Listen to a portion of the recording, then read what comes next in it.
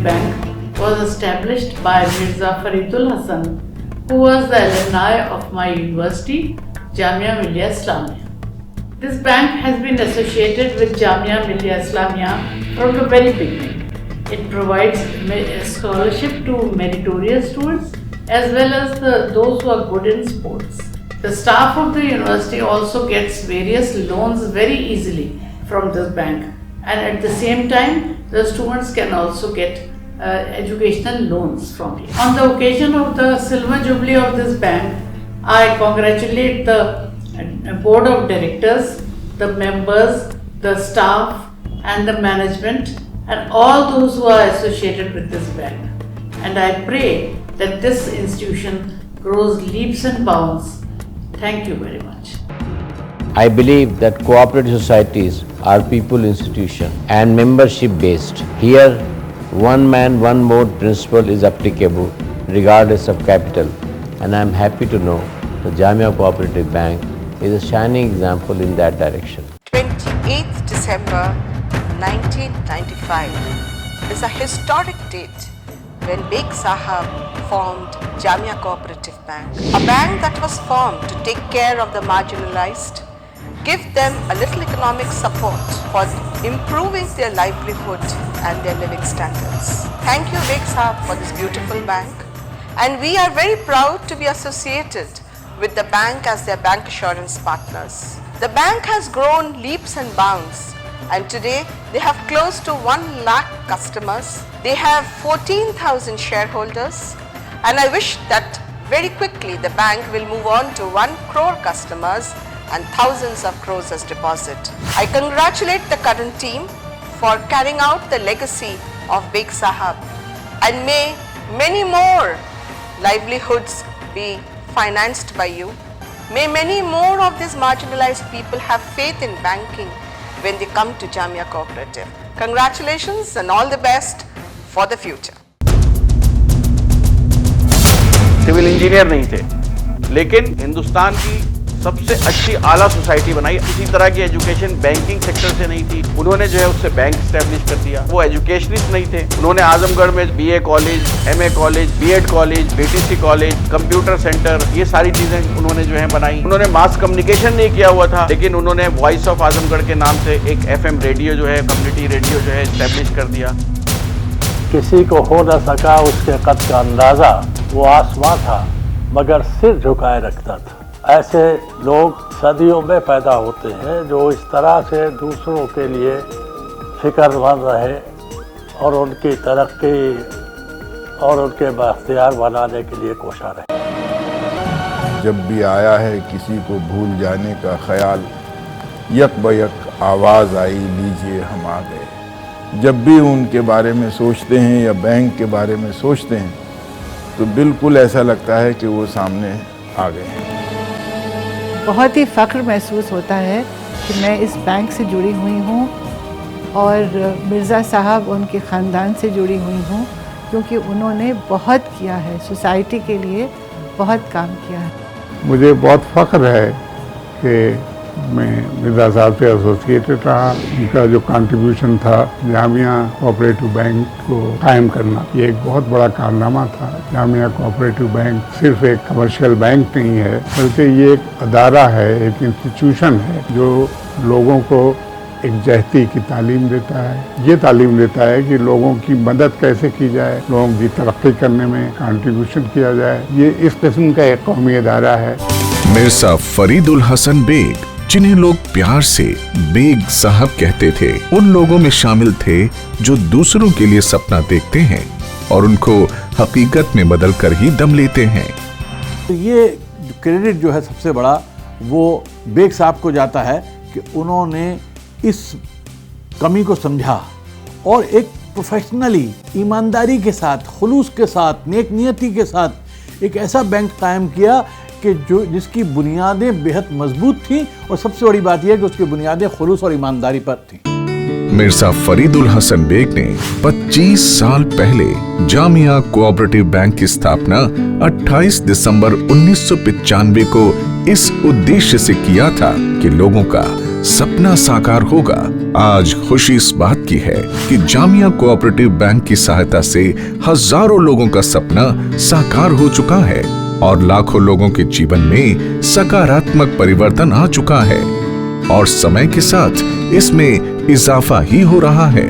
Bag साहब ने अपनी कम्युनिटी को समझाने में इस बात में कामयाबी हासिल की कि लोग समझे कि ये जो कोऑपरेटिव बैंक है, इसके साथ काम करने से उनके धर्म का पालन भी होता है, उनकी जो वित्तीय जरूरतें हैं वो पूरी भी होती है। तो ये जब एहसास बेग साहब ने अपनी कम्युनिटी को करवा दिया तो फिर ये बैंक चल गया। और आज मुझे बड़ी खुशी है इस बात की कि दिल्ली में करीब 14 बैंक हैं, जामिया कोऑपरेटिव बैंक उसमें से एक है जो बहुत अच्छा काम कर रहा है। उनके अंदर इंसानियत ही नहीं थी, इंसानी के साथ शराफत थी, उनके अंदर एक उनसियत थी, उनके अंदर एक जज्बा था और वो ये चाहते थे हमेशा कि मैं कुछ करूं और करके करना, वो अपने नाम के लिए नहीं करना चाहते थे कुछ भी, वो ये करना चाहते थे कि मैं किस तरीके से लोगों की मदद कर सकूं। बेग साहब ने दिल्ली के अंदर कोऑपरेटिव बैंक्स की जो बुनियाद थी उसे मजबूत किया। उन्होंने उसकी बुनियादी ज़रूरत को समझा, जिनको कहीं से भी कोई मदद नहीं मिलती थी,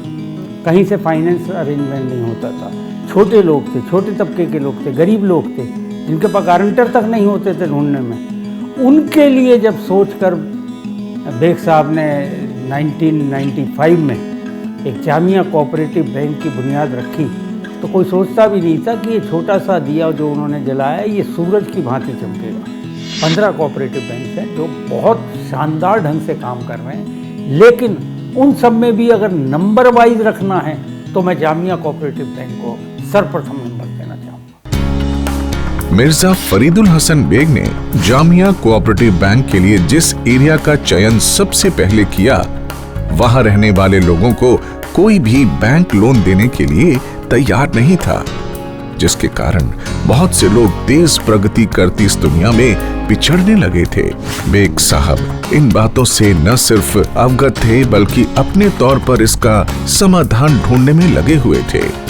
हैदराबाद से वापसी पर उन्होंने फैसला कर लिया कि बैंक खोलना है। हैदराबाद में उन्होंने देखा कि जिस भी टैक्सी या ऑटो में बैठे वो, वहाँ पर जब भी उन्होंने दरियाफ्त किया तो उन्होंने पाया कि वो टैक्सी उसकी अपनी होती थी, यानी वो टैक्सी का अपने आप मालिक होता था।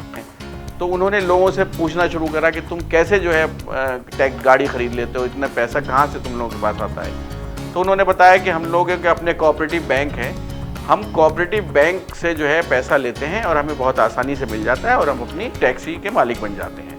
फिर वो जब दिल्ली आए तो आते ही सबसे पहले वो रजिस्ट्रार कोऑपरेटिव सोसाइटी गए और रजिस्ट्रार कोऑपरेटिव सोसाइटी में जाके उन्होंने कहा कि मुझे एक बैंक रजिस्टर्ड कराना है। जामिया कोऑपरेटिव बैंक की स्थापना आसान नहीं था, लेकिन मिर्जा फरीदुल हसन बेग जिस काम को करने का इरादा कर लेते उसका होना भी तय था। मजे की बात यह है कि मिर्जा साहब ने जब कोऑपरेटिव बैंकिंग के बारे में सोचा तो ये वो जमाना था जबकि कोऑपरेटिव मूवमेंट जनरली ज़वाल पजीर हो रहा था। तो उस ज़माने में ये हिम्मत जुटाना कि भाई हम एक कोऑपरेटिव बैंक शुरू करेंगे, इस नीयत से शुरू करेंगे कि हमें जो है वो उसका फ़ायदा उन तबकों को पहुंचाना है जो कि अदरवाइज फाइनेंशियली एक्सक्लूडेड हैं। इन 25 सालों में जितनी भी ब्रांचेज उनकी खुली हैं, ये सारी ब्रांचेज उन इलाकों में हैं जो कि अदरवाइज या तो अनसर्व थे या अंडर सर्व थे। इस इलाके में लोग बैंकिंग से महरूम थे, इस इलाके के लोग बैंकिंग के बारे में जानते भी नहीं थे। बैंक खोला और उन लोगों को फाइनेंशियल इंक्लूजन जो होता है वहाँ तक पहुँचाए।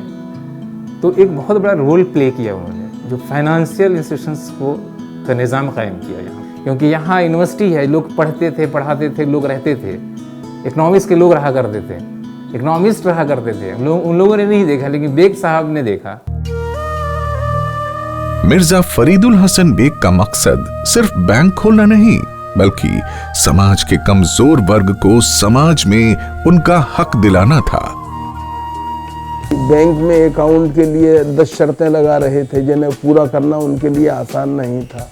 मिर्जा साहब ने तमाम कानूनी रुकावटों को दूर करते हुए वो सामने आए और उन्होंने जामिया कोऑपरेटिव बैंक का क़याम किया। अब जिसे 25 साल हो, जिन लोगों को 25 साल पहले कोई खातिर में नहीं लाता था, आज उनके लिए मकान खरीदना मुश्किल नहीं। आज उनके लिए जो क्या में इजी लोन लेना जो है कोई मुश्किल नहीं। बेग साहब को ये महसूस हुआ कि ये जो एरिया है बाटला हाउस, शाहीन बाग और ये सारा एरिया जो है, यहाँ पर कोई भी बैंक इस्टेब्लिश करने के लिए तैयार नहीं था, कोई भी पब्लिक सेक्टर या कमर्शियल बैंक। तो उन्होंने एक शुरुआत की और हमारी पहली ब्रांच जो थी वो बाटला हाउस में उन्होंने शुरू की। मिर्जा फरीदुल हसन बेग का मानना था कि गरीब गरीब मिलकर एक ताकत बन सकते हैं और एक दूसरे की ताकत से आगे बढ़ सकते हैं। जामिया कोऑपरेटिव बैंक के खुल जाने के बाद लोगों को उनकी बात समझ आने लगी, क्योंकि बैंक के कारण ये एरिया तेजी से तरक्की करने लगा और बैंकिंग सिस्टम से लोग जुड़ने लगे। इसका दूसरा लाभ ये हुआ कि टैक्स पेयर्स की तादाद भी बढ़ने लगी। एक बड़े पैमाने पे जो लोग बैंकिंग से दूर थे, जो लोग पैसा अपने घरों में रखते थे, उस पैसे को बैंक में लाए। जब बैंकिंग से जोड़ा, उनको लगा कि अब मुझे जो है इनको मेन स्ट्रीम में लाने के लिए इनको इनकम टैक्स देना भी सिखाना चाहिए। इस इलाके में जो टैक्स पेयर्स बढ़े हैं उसकी बहुत बड़ी वजह जो है वो जामिया बैंक है। जामिया कोऑपरेटिव बैंक ने सैकड़ों लोगों को अपना कारोबार शुरू करने, अपने बिजनेस को एक्सपैंड करने और मार्केट में अपनी पहचान बनाने में मदद की है। आज इस कारण बहुत से लोग रोजगार पा रहे हैं और देश की तरक्की में अपनी भूमिका निभा रहे हैं। मेरी जो भी आज मैं हूँ बैंक की वजह से, वाकई नहीं तो मेरा कोई वजूद नहीं था, ना मुझे कोई जानता था। अलबेग का सफ़र तो बहुत पहले से था, लेकिन जामिया कोऑपरेटिव बैंक के आने के बाद ही अलबेग जो है अलबेग बना। 2016 में मैंने जामिया कोऑपरेटिव बैंक से 20 से 25 लाख रुपए लिया था। जामिया कोऑपरेटिव बैंक ने मेरा बहुत साथ दिया। लगता ही नहीं है कि ये बैंक है, ये एक फैमिली की तरह हम लोगों से ट्रीट करते हैं। जब भी हम लोगों को कोई भी फंड चाहिए हो, अब चाहे वो मशीन प्रोक्योर करने के लिए, चाहे वो बिल्डिंग बनाने के लिए, Jamia bank has always come forward और एक बहुत ही कंस्ट्रक्टिव अप्रोच के साथ जो है हम लोगों को काफ़ी हेल्प उनसे हुई है। हमें पता है कि हमें बैंक से मिल जाएंगे, कोई दिक्कत नहीं है किसी भी किस्म की, और मिल भी जाते हैं और उससे हमें फायदा हुआ हमें अपनी बिजनेस बढ़ाने में। बैंक के चेयरमैन मिर्जा कमरुल हसन बेग की लीडरशिप में एक तरफ बैंक तेजी से तरक्की कर रहा है, तो दूसरी तरफ बैंक के फाउंडर मिर्जा फरीदुल हसन बेग के मिशन को भी आगे बढ़ा रहा है। खास तौर से शिक्षा के क्षेत्र में लोन देकर और नए बिजनेस को फाइनेंशियल सपोर्ट देकर बैंक समाज को मजबूत बनाने में अपना भरपूर किरदार अदा कर रहा है। हमेशा हमारी जितनी पर्सनल हेल्पिंग, हमारे लोन ले हमने अप्लाई करा, इमीडिएटली लोन सैंक्शन कराया हमारा, हमने अपने शॉप के लिए लोन लिया, वो हमारा इमीडिएटली सैंक्शन करवाया। मेरी बेटी को हमने फर्दर एजुकेशन के लिए अब्रॉड भेजा, उसके लिए हमने हम लोन को एजुकेशन लोन अप्लाई करा, वो लोन हमने इमीडिएटली पास करवाया। बैंक ने मुझको, मेरे बेटे को पढ़ने के लिए एजुकेशन लोन दिया। आज वो जो है वहाँ पर नौकरी करता है, न्यूयॉर्क में इस समय अमेरिकन एक्सप्रेस में काम करता है और वहाँ पर एस्टेब्लिश्ड है। स्टाफ भी बहुत कोऑपरेटिव है। अगर कोई चीज़ होती है तो स्टाफ उनकी हेल्प करता है। फॉर्म भरने से लेकर किसी भी काम के लिए उनका स्टाफ बहुत हेल्पफुल है। जामिया कोऑपरेटिव बैंक आज सुविधा और टेक्नोलॉजी की फील्ड में किसी भी बैंक से पीछे नहीं है। बैंक मैनेजमेंट की कोशिश रहती है कि बैंक समय के साथ अपनी सर्विसेज को और बेहतर करता रहे। नई चीज आ गई है रिसाइकलर। वो एक एटीएम मशीन ही है, लेकिन उसके अंदर 24 घंटे में आप अपने अकाउंट में, किसी के अकाउंट में भी पैसा डिपॉजिट कर सकते हैं और उसी से निकाल भी सकते हैं। चंद दिन पहले ही जो है अपने यहाँ 3 ब्रांचेज में जो है हमने रिसाइकलर लगा दिए हैं, बाकी 5 ब्रांच के भी हमने ऑर्डर कर दिए हैं। मिर्जा फरीदुल हसन बेग की जिंदगी का उद्देश्य ही आम लोगों, गरीबों और समाज के कमजोर वर्ग को आगे लाना था, समाज में उनको सम्मान दिलाना था। इस उद्देश्य को लेकर वो आखिरी सांस तक लड़ते और संघर्ष करते रहे और सफलता के साथ आगे बढ़ते रहे। हमारे फादर के लिए खास करके कोई छोटा, कोई बड़ा, कोई रिलीजन, कोई कास्ट, कोई कलर, कोई किसी चीज़ में वो बिलीव नहीं करते थे, सिर्फ और सिर्फ इंसानियत में बिलीव करते थे। क्योंकि उनका एक कहना हमेशा ही रहता था कि कोई भी आदमी अपनी माँ के पेट से क्राइम लेकर के नहीं पैदा होता है। अगर आप उसको किसी अच्छे काम में लगा सकें तो वो भी एक बहुत बड़ी कामयाबी है। मिर्जा साहब की ये बहुत अच्छी कोशिश थी, जिसने आज एक समाज को एक ऐसी चीज़ दी है जिससे हर वर्ग का आदमी उससे फ़ायदा ले रहा है। रिक्शा वाले, गरीब लोग जो ठेला लगाते थे और लोग उनके घर बन रहे हैं, उनकी फैमिली चल रही है, उनको एजुकेशन मिल रही है, ये सब चीज़ें एक बहुत बड़ा अचीवमेंट है। नतीजा ये कि ओखले के अंदर जो गरीब हजरात थे, आज मैं समझता हूँ कि 50% लोगों के अपने मकान हैं। हमारे बैंक से लोन लेकर के गाड़ियाँ खरीदनी, टैक्सी ले ली, बसें तक ले ली और उनकी अच्छा स्टैंडर्ड बन गया, उनकी स्टेटस बढ़ गया लाइफ में। मिर्जा फरीदुल हसन बेग गरीबों के मसीहा थे। ऐसे एरिया में जहां लोगों के पास बैंक से लोन लेने के लिए जरूरी डॉक्यूमेंट्स नहीं थे, बेग साहब ने उन एरियाज में जामिया कोऑपरेटिव बैंक का ब्रांच खोला। मकान बनाने के लिए जो सरकारी बैंक होते थे उसके लिए लोन नहीं मिलता था, बहुत मुश्किल होता था। कोऑपरेटिव बैंक से आसान किस्तों में लोन लेके अपने मकानात बना। जो भी अंडर प्रिविलेज सेक्शंस हैं, जिनको एक्सेस नहीं है, जो गरीब गुरबा हैं, चाहे मदनपुर हो चाहे संगम विहार, उन इलाकों में इन सहूलियात को फराहम करना ये एक बहुत बड़ा काम है। लोगों का सपना साकार हो और वो जिंदगी में आगे बढ़ें और कामयाब हों, यही जामिया कोऑपरेटिव बैंक का मिशन है।